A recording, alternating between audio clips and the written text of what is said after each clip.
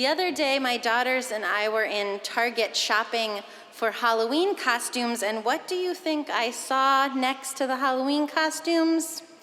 Christmas decorations. Yes, you guessed it. Mid-October. Seriously, Christmas. And of course, then my daughters are like, oh, does this mean Santa's coming soon, Mommy? Oh, yay. And Serena, my youngest, is really focused on wanting to see Santa. So then she goes into, I hope I see Santa this year. I'm going to stay up, and this is how I'm going to stay up, and I'm going to make sure I get to see Santa. And then that's all she's thinking of. I was thinking about that deep desire in her to see Santa, that childish longing and hope. And I was wondering, for myself and for you, did you ever feel that way about Jesus? That really deep desire to see him. And I'm not trying to shame you, but I think the answer is probably, for most of us, no. Santa has toys. Jesus only has bringing heaven to earth. Many of us adults have given up on both. But our scripture this morning tells us that there is a way to see Jesus. Matthew 25, the words again. Then those sheep are going to say, when did we ever see you hungry and feed you? And when did we ever see you sick and come to you? Then the king will say, I'm telling the truth. Whenever you did one of these things to someone overlooked or ignored, that was me. You did it for me. We're invited to see Jesus in the overlooked and ignored. And this morning, I'm here to share with you about how we've turned to our youth and asked them to help us see who is being overlooked and ignored and who Jesus is calling us to serve. For the past 3 years in the fall, we asked the youth where they feel God calling them to do mission work. We discuss possible mission sites and work projects, and then we narrow it down to 3, and we let the youth, their parents, and the group leaders vote. In the beginning of our discernment, someone always says that we should consider Hawaii. But seriously, we talk about what is going on in the world. Where are people struggling? What do they need? What abilities and resources do we have that would best match their needs? Last year, the youth narrowed it down to Detroit, Houston, and New Orleans. I was surprised when we put it to a vote and New Orleans won. Some of our youth weren't even born when Katrina happened in 2005. But they'd all heard about the destruction that it had caused and how slow the recovery had been, especially in the lower 9th Ward, and they felt God was calling them to do hurricane repair work there. So I started making plans for us to go. Why take a bus for 18 hours to New Orleans? For the smell? No, for the bonding. But really, there's enough stuff to do right here. I hear that often. We should help right here, people say. We should. We do. We should do more. But there is something that happens far away that I've rarely seen so close to home. I know what I'm talking about.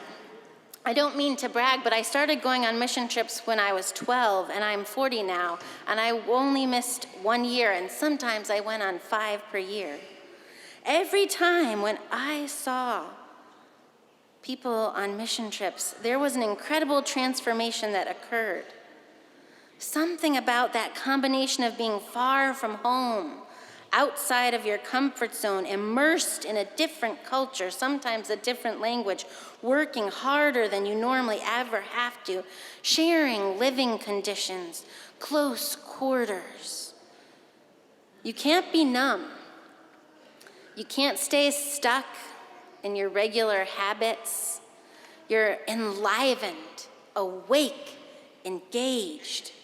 And when this happens, you see the world differently, and you experience the presence of God as well as a deeper connection to God's people more fully.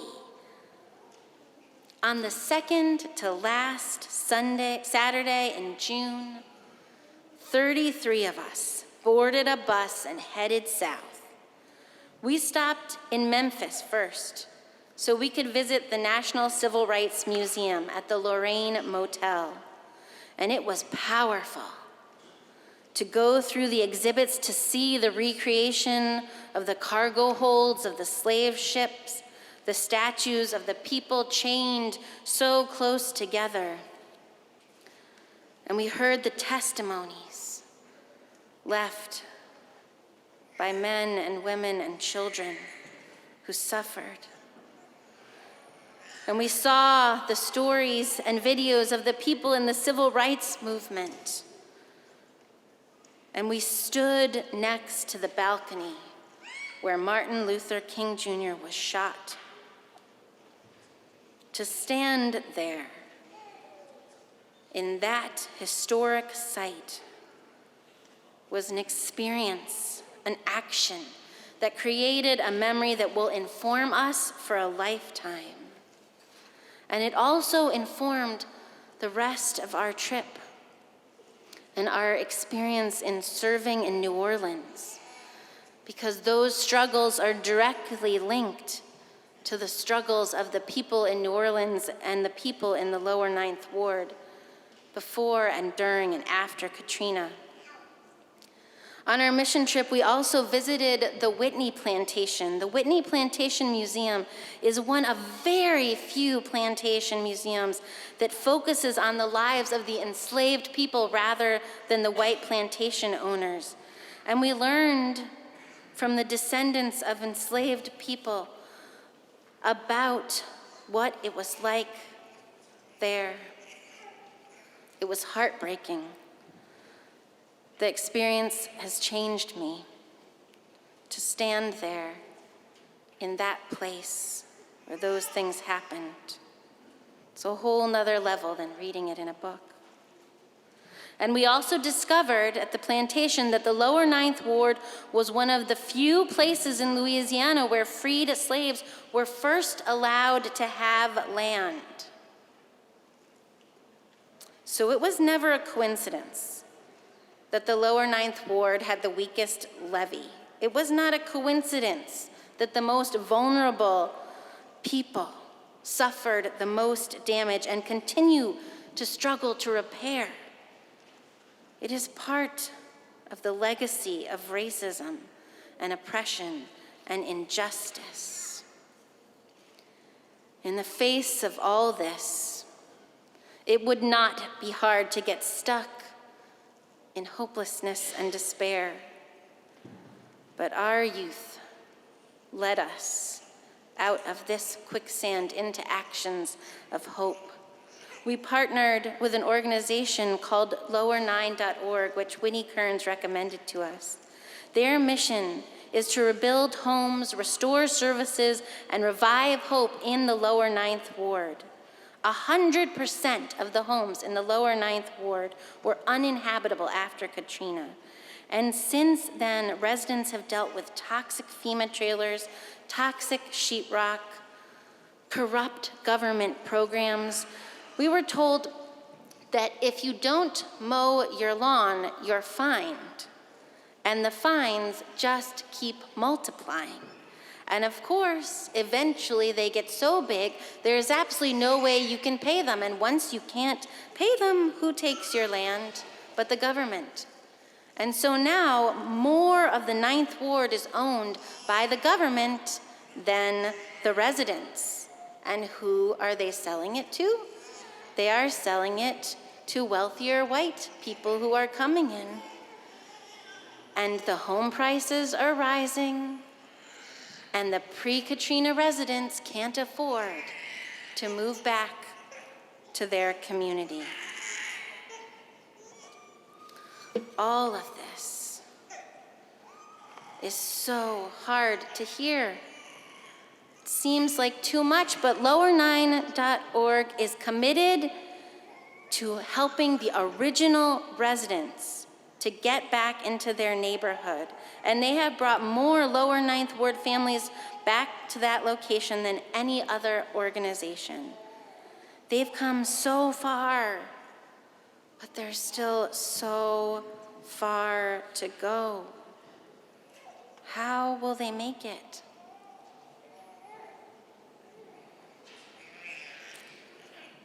I see the face of Laura. Laura came to New Orleans to volunteer after Katrina and has been working for Lower 9 ever since, helping the overlooked and the ignored. Her passion when we were with her was contagious. And Lower 9 asked us to work on John's house. He lived in the Lower 9th Ward before Katrina, and now he's been living in one room of his home while the rest was being repaired. He didn't have electricity, his toilet didn't work, but he stayed. John said he believed that the Lord had spared him and wanted him to be there. He didn't understand why, but he was grateful and he was going to keep going. He had worked on repairing his entire home for years, and he got it all done, or so he thought. And then it came time for inspection, and he didn't pass. And everything that he had worked on for a decade had to be torn out and redone. Can you imagine? You've survived this traumatic experience, rebuilt, and then you have to take it all down and rebuild it again. I would give up. But John said, the Lord said, John, you were doing it halfway, and you can't do it halfway. You weren't doing it right.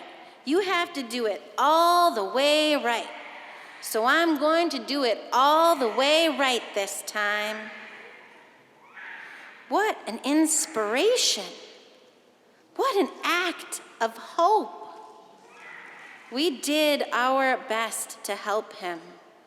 Our team put up sheetrock, tiled and caulked, primed and painted, and made his house livable again. He went from only being able to be in one room to use 3. It was almost totally ready by the time we were done. Lower 9 was amazed at how much we accomplished, and John was thrilled to see so much progress in 1 week. It was a small miracle, like a little bit of heaven come down to earth. I wish all of you could experience that. I wish I could take every single one of you on a mission trip. But I know you don't all want to go, and that's okay. You don't even need to. Hope can revive us to find those we have been overlooking and ignoring right here. I don't mean to make you feel defensive with what I'm going to say, but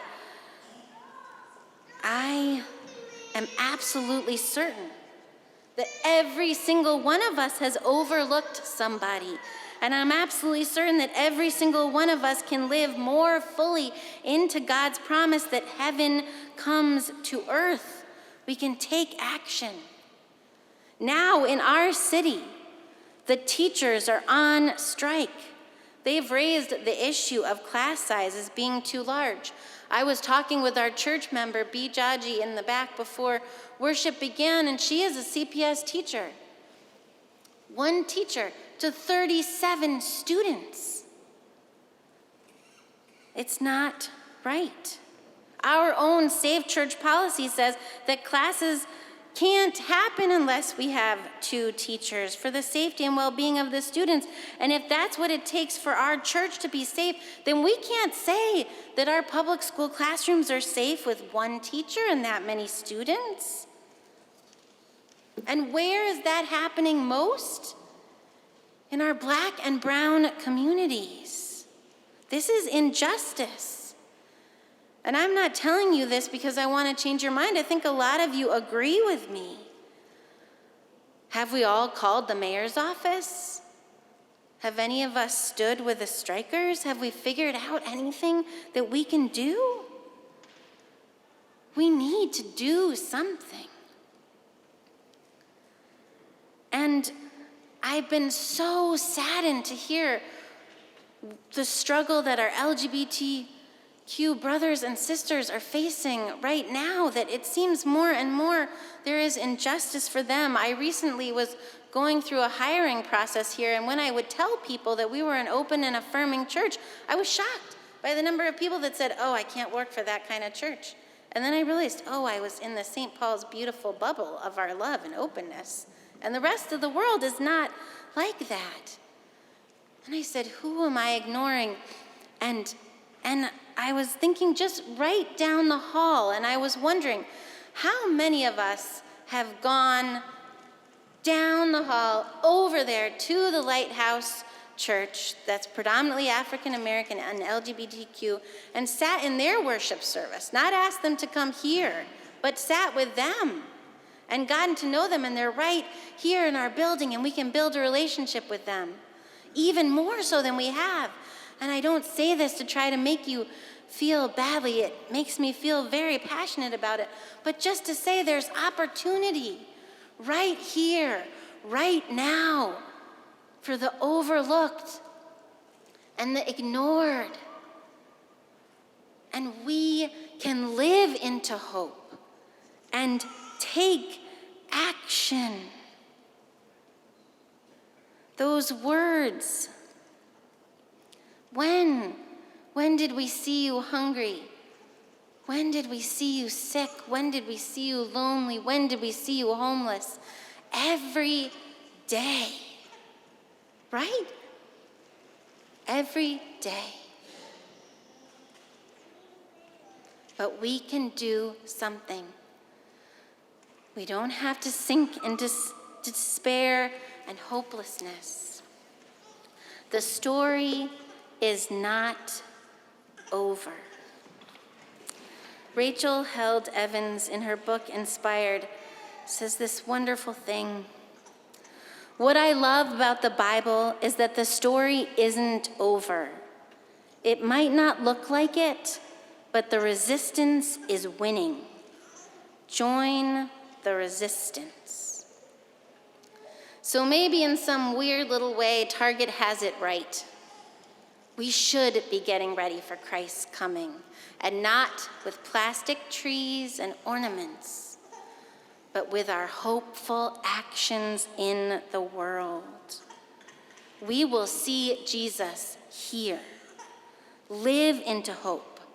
Bring heaven to earth. Take action now. Amen.